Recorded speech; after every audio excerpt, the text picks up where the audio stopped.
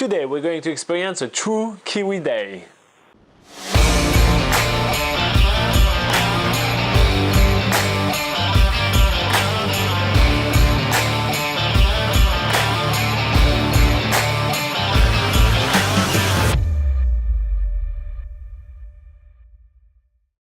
This morning we are heading just outside the little town of Fairlie to Morelea Farm, which is the place to get a farming experience and really see the real side of New Zealand. First up, we are meeting Stan, who is the resident farmer here at Morelea Farm, as well as his seriously cute sheepdogs. This puppy right here is only 7 months old.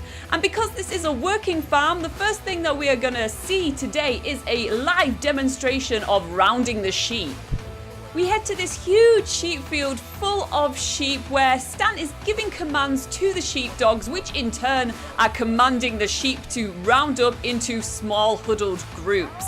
It's super interesting to watch, and this is a technique that has been used for hundreds of years. And in this day and age where technology seems to be in control of everything, it's super cool to see that techniques like this are still used. Sheep farming here in New Zealand is a super important industry. It's actually the biggest farming industry in the country, with 6 sheep per person in the whole New Zealand. It's quite impressive to know that sheep could take over quite easily. It also really helps to put New Zealand in the map, as New Zealand is growing some of the best wool in the world. So some of your woolen suits or your woolen jumpers may be made out of New Zealand wool. I really love seeing Stan commanding the dog. It's only with a few whistle or a few quick sentences like "way out" that he tells the dogs what to do, and it's really impressive to see how quickly they react, how quickly they run, and how quickly they round up the sheep. I did not expect it to be such a quick and easy process. But under the scorching New Zealand sun, the dogs are getting tired really quickly and they need some shade and some water. But now that we have some sheep to shear, it's no problem for us to head back to the farm for the next part of our tour. And you guessed it, Stan is going to take us toward the sheep shed. In the sheep shed, the most important section is the sheep shearing section, where most of the sheep are going to come to get a new haircut. And Stan is going to show us exactly how he does that. Before the sheep shearing demonstration gets underway, Stan takes the time to explain a little bit about Morelea Farm, which has been in his family for 3 generations. He talks about the principles of running an organic farm, as well as telling us a little bit more about the wool that he shears from the sheep, where it goes, who it's sold to, and how it is actually made into the clothing that we wear. While Stan usually has a team of shearers to shear the sheep, he's actually going to do it himself to demonstrate what that process is like. So he drags this huge sheep out of the pen in a way that makes it go completely lifeless. It doesn't even try to struggle, as he just gets this electric shearer and starts going super quickly and super efficiently shearing the wool close off its body. Stan reassures us that this doesn't hurt the sheep in any way, and in fact it looks pretty relaxed, like it's just getting a haircut. He makes it look super easy. He's much better than I was.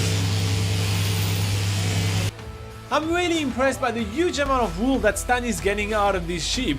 I did not really realize that there could be that much wool into only one sheep. As the sheep is finally going back into its pen and looking much smaller than all the other sheep, it's pretty interesting to hear Stan telling us what they are doing with the wool. Because they are New Zealand wool, they are super high quality, very good reputation, and actually go onto at least 50 different countries around the world.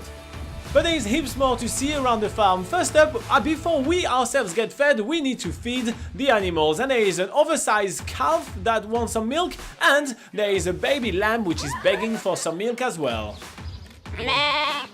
Every girl in the group is melting at the sight of this baby lamb, and they are all fighting to give it some milk, while I'm petting its mother. On the other side, Laura is trying to take a picture of the oversized calf, but the oversized calf is very curious about Laura's camera, so it's a bit of a funny situation.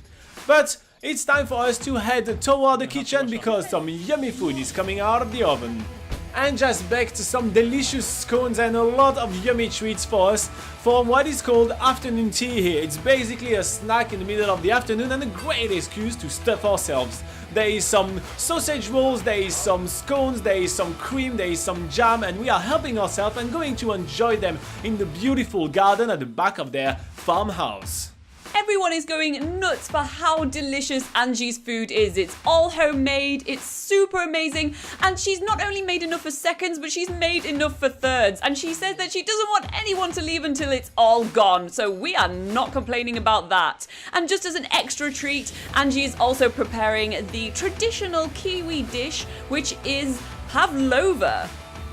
Pavlova is a dessert that has been invented in New Zealand, and it's really good for summer because it's such a light and fluffy feel dessert with lots of fruit, lots of cream, and meringue as well. Angie even has her own dessert recipe book out, so you can make your pavlova at home. We definitely love it and we wish we could stay here forever, but we've actually got heaps more activities coming up in the next few days. So we're heading back to the Fairlie holiday park, which is a pretty witty holiday park actually. It's got a few fun features in there.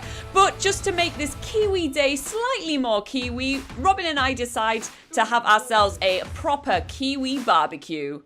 We're having New Zealand craft beer as well as burgers with a slice of beetroot in it because that is what a Kiwi burger entails, and having a nice relaxing evening before getting on the road again tomorrow to do some penguin spotting.